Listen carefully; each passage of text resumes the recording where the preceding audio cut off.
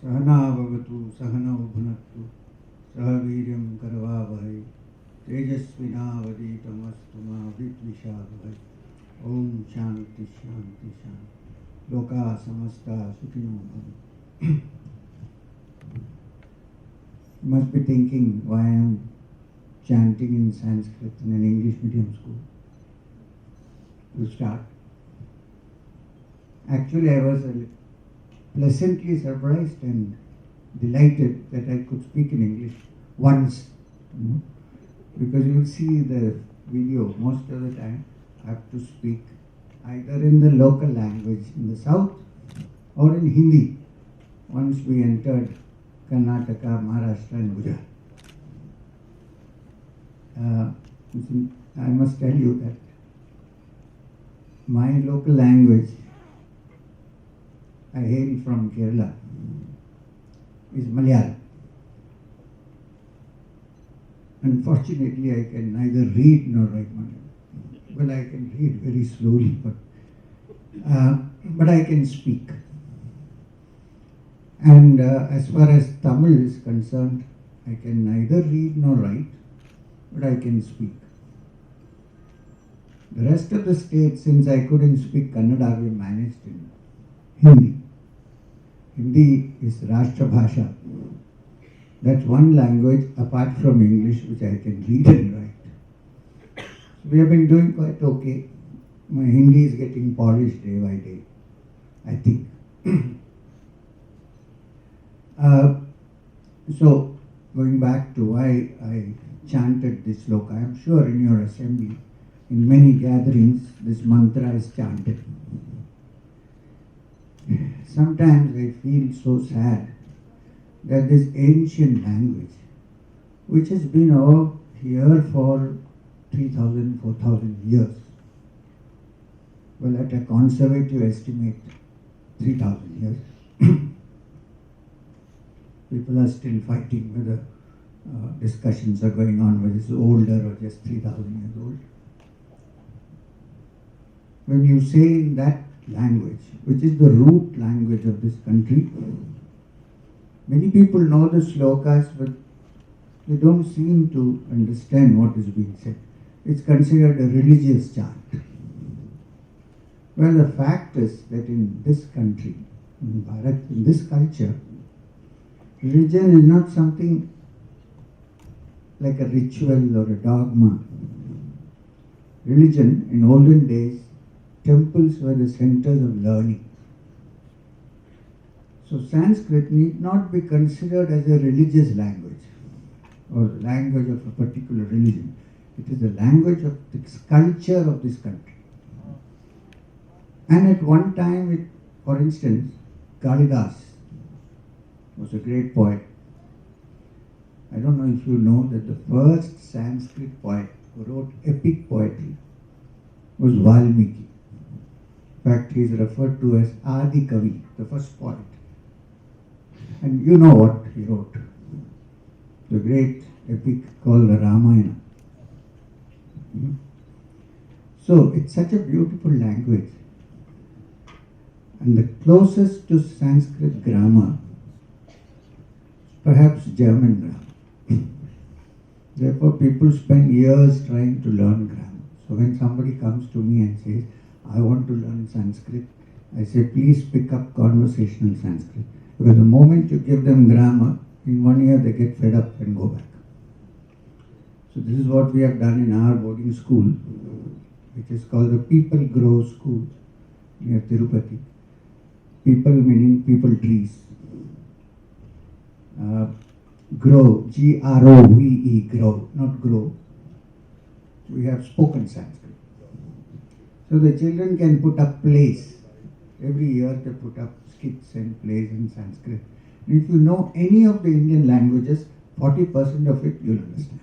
Because there is no language in India, including Tamil, even though people deny it sometimes, without a Sanskrit root. So I'm going to explain to you what I said just now, because it is relevant to not only the walk of hope, but to all places, pathshalas, gurukulas, residential schools, day schools, it's relevant to any situation where people, where teachers and students come together. But before that, I must tell you that every teacher has to be a student first. Not only when he or she is studying, but throughout life. Because unless you live and study life, you cannot teach it to others. So, the mantra, it said, Sahana Vavatu, Sahana Bhunaktu, Sahaviryam. I'm sorry, I started off without the formality of thanking the trustees and the management and the staff and so on. I'm very sorry. And the principal. I handle principals very carefully because my wife happens to be one. Sorry, ma'am. So, Sahana Vavatu, Sahana Bhunaktu, Sahaviryam Karava. Do you notice that there is a word which is common in all the three lines? Saha. Sahana Vavatu, Sahana Bhunaktu, Sahaviryam Karavavai. Saha means together, both. You and I. It's a word that indicates inclusiveness, like the teacher and the student are included in the word. So Sahana Bhavatu means, may both of us, you and I, I'd like to say you and I first instead of I and you. Sahana Bhavatu, may you and I be protected. Why protected? Protected against nature's catastrophes, protected against noise and distraction, protected against division. So this word means may both of us be protected. Sahana Bhunaktu, may both of us, you and I, be nourished. Because without nourishment, physical as well as nourishment of the mind, there can be no learning.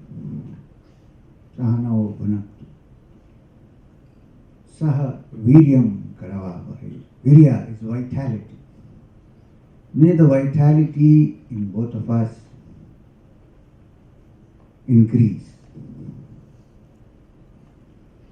Tejasvina Vaditamastu. May the spiritual glow of Tejas increase in both of us. And last but not the least, Ma Vidvisha Vahai. Let's not fight with each other. You know, discussion is different from argument. What is being said is, let's not argue with each other. Discussion is open. Because most of the great teachings of the Upanishads, the Gita, they all consist of dialogues. The dialogue is called a samvad in Sanskrit. Samvad. You can't have a samvad with one person, there has to be two. It's a dialogue, it's not a monologue. So, this is what I started with. You might wonder, because Madam announced when she started that I was born in a Muslim family and so on. So how is it this man is talking Sanskrit and trying to find deep meanings in Sanskrit? What is he doing? Why is he not wearing pajamas? Why is he wearing a dhoti? You know, many questions will spring to your mind. They should. The thing is, I look at myself as a human being first. First, a human being. Second, a citizen of this country, a proud citizen of this country. And then come all the rest. A name, a form, can be Amar, Akbar, Antony, doesn't matter. I think there was a movie like that. But you're essentially human. We have the same human emotions, we have the same fears, We have the same many dislikes. We are jealous. Sometimes we are positive. Sometimes we are negative. These are all human characteristics.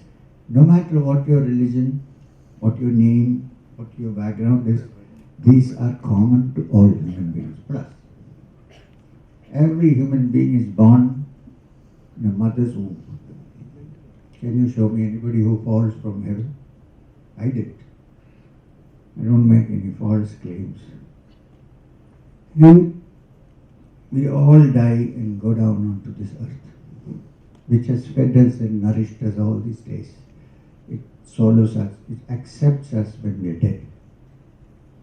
So even that is a very simple common sense, that we are all basically one.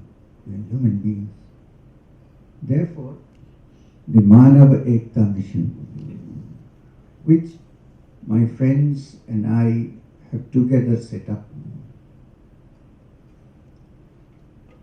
has been for years discussing this matter of Manava Ekta, of the oneness of humanity.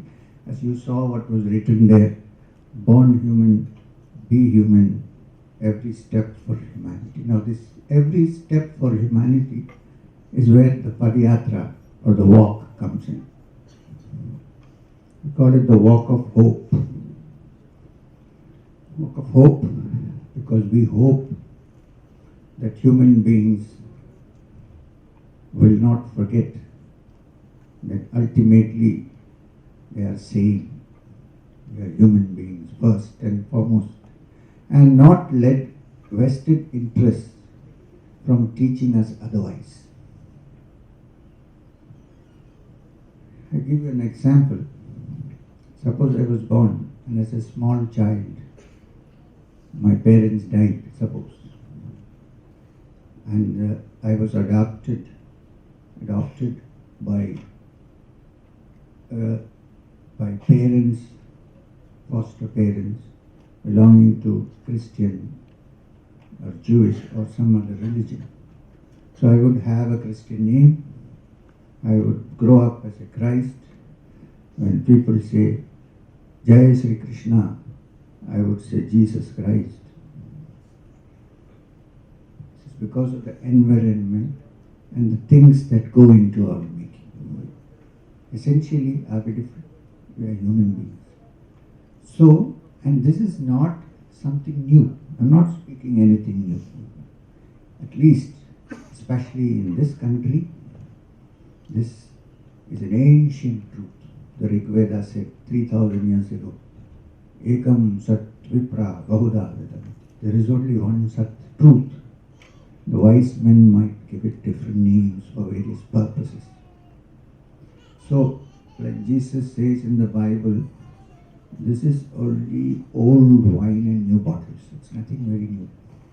However, the actual translation into action of this thought may be somewhat new, this walk. But before that, I want to tell you a story, because this will probably provoke some questions from the students. This is an ancient story which comes from the ancient Jain texts. You know, Jainism was a very, very old religion, even as old as the Vedas. Bhagavatam mentions Rishabdeva. You can understand, it's a very ancient religion. And what I like about it is the guiding principle of Jainism is Ahimsa Paramo Dharma. That non-violence is the greatest of all religions, of all dharmas. Now, in an ancient Jain text, you know, the Jains have a system called it may be so. The Jains, when they have a discussion, even religious discussions, they don't say, oh, it is so. They say, perhaps it is so. The uncertainty of conclusions. We can conclude, but the conclusion may change. Who knows? Depending upon what you learn a little later. So, there is a story to illustrate how the truth, per se, can be seen in different ways by different people especially people with limited access to understanding. The story is about four blind men, or three blind men, who went to find out what an elephant was. Now, it's very interesting. This ancient Jain story has come into Sufi teachings through the great Jalaluddin Rumi, who started the order of the whirling dervishes. And it was a favorite story of Sri Ramakrishna Paramahamsa also. Three blind men go to find out what an elephant is. One touches the trunk of the elephant and defines the elephant. They are blind, remember, as a big rubber hose which keeps moving. Those days there were no rubber hoses, leather hose that keeps moving, and every now and then makes a sound like the breathing of the elephant. The second man touches the trunk of the elephant and says that the elephant is like a big pillar which moves once in a while and is solid. It probably takes both my hands to cover it.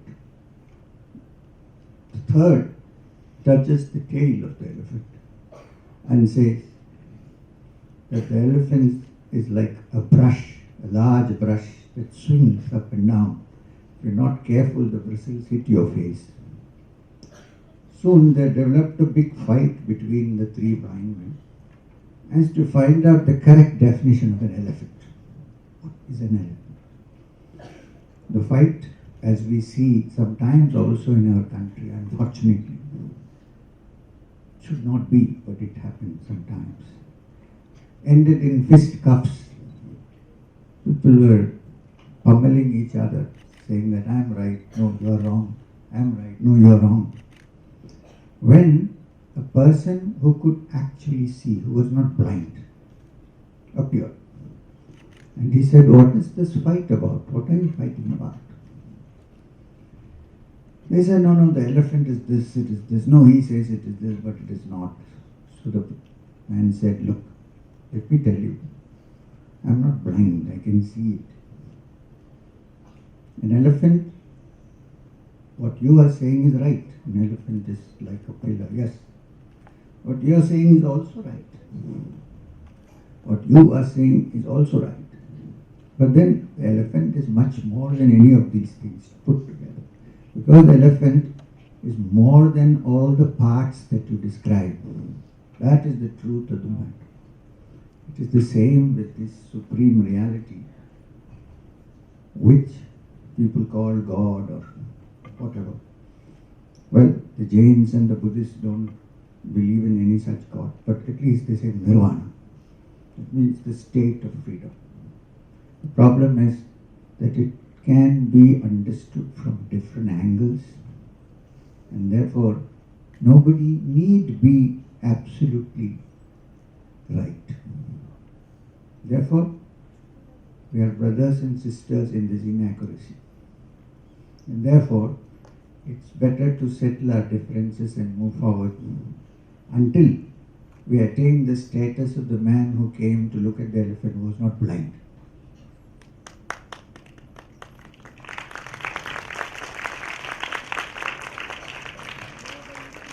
Till then, we have to trudge along without fighting with each other, loving each other, understanding each other's point of view, discussing but not arguing, trying to understand, not fighting, giving each other food and water,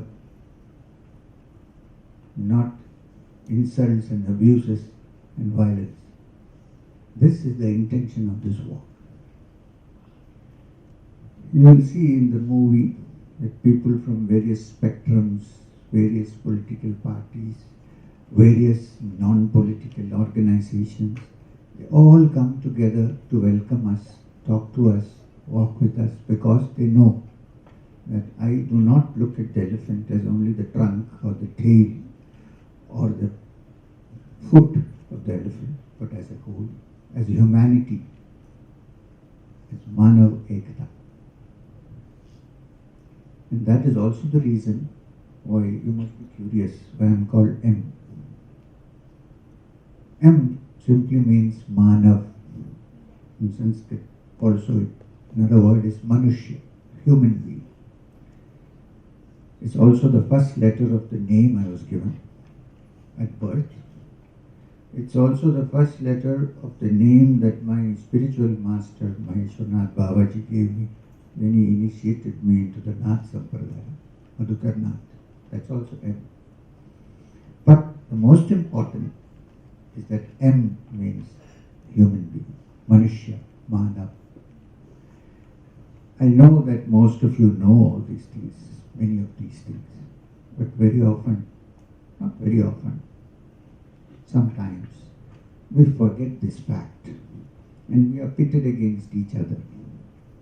My function is to make people, not let them forget this fact, to constantly remind them that you're one, and not let anybody misguide you in this matter, because prevention is better than cure. So I'm especially happy when I'm invited to schools and when I meet young people, because you are the future citizens of this country. If the seeds of oneness are sowed in your hearts, when you grow up and become citizens of this country, you know, when you sow a seed, it doesn't grow into a beautiful tree the next day. It takes time. That's great. It requires the proper soil. You need to look after it, prune it, water it. I'm sure they are doing it in the school. But when you grow up, we are hoping that in this walk, the seeds of hope, of coming and living together, and also incidentally strengthening this nation because of our unity. Believe me, if this nation stands united, no one can compare with this nation. It's an ancient nation, it's not something new that came up yesterday. And there was a time when people from all over the world, seekers, came to this country to learn the truth. There were the great universities of Nalanda, Takshashila, and many others unknown. Today, we think to gather knowledge, we have to go to Harvard, Oxford. I am dreaming of a time when India will become so great, once again, that people from all over the world will come here to learn the truth. This is my dream,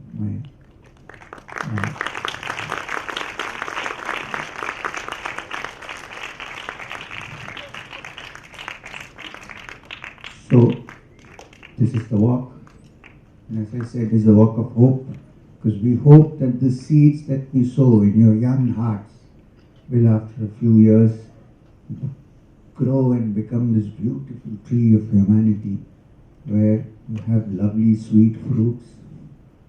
In Gujarat, you don't have to say sweet fruit, fruit is enough. Everything is sweet. And beautiful flowers, which when the wind blows, will carry the fragrance of the greatness of this nation to all the world as Sadbhavana. That means living together, tolerance and peace. This is the function of the walk. Now to give you statistics for a minute. We started from Kanyakumari, which is the confluence of the three oceans. Does anybody know which oceans meet in Kanyakumari? Loud, please. And? Right. So these are the three oceans that meet in Kanyakumari. So that we thought it was very important that we start from there. It's also our land's end. And We are going towards Kashmir in Srinagar. We have already covered 3,200, 400 kilometers now while we are sitting here. And we walk every day from 5:30 in the morning, average of 20 to 25 kilometers, sometimes less, sometimes more. Someone asked me just now, what do you do in the rain? You must have seen. We pull on our raincoats and walk in the rain. It's actually a great joy to walk in the rain. Cover your head so you might catch a cold, but it's nice. So, come rain or sunshine, we continue to walk. We hope we have to cover another 5,000 kilometers.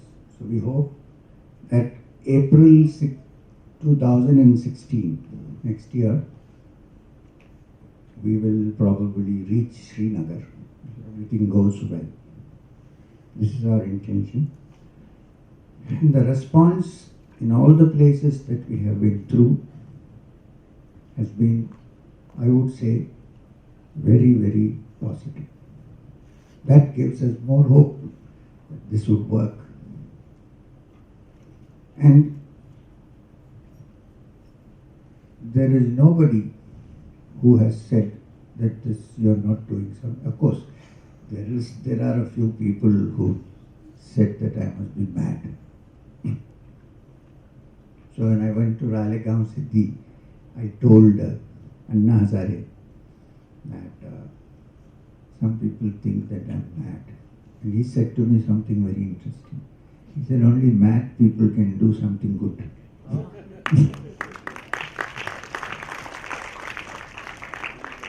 It means if you only stay with 1 plus 1 is equal to 2, your mind never becomes creative. Just to go beyond. Well, that's good for arithmetic. Beyond that. So, this is the walk. I also must proudly tell you that when we entered Gujarat, our Prime Minister still has a soft spot for Gujarat. He has gone off to Delhi. As soon as we entered Gujarat, I got a call from him early in the morning saying, welcome, Gujarat mein aapka swagat hai, sehat kaisi hai? So what I'm trying to say is, cutting across the spectrum, people see that this is a good work. You see, we went to mosques, we go to madrasas, we go to church, we go to Buddhist viharas, we go to every Jain temples. There's not a place. I would very much have wanted to go to the Parsi temple here, near Vapi, but I was told that we are not allowed, so we were stood out. But it's all one. The ancient fire worshipping that is seen in the Vedas, the only people who maintain it still are the Parsis.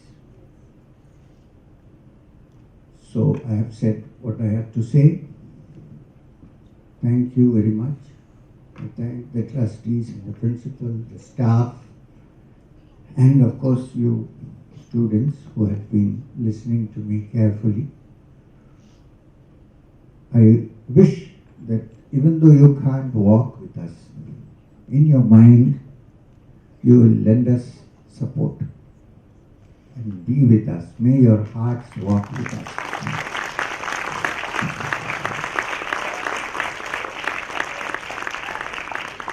If you do that, I would consider that this walk of ours, walk of hope, will certainly achieve its purpose. Thank you very much. Om Shanti.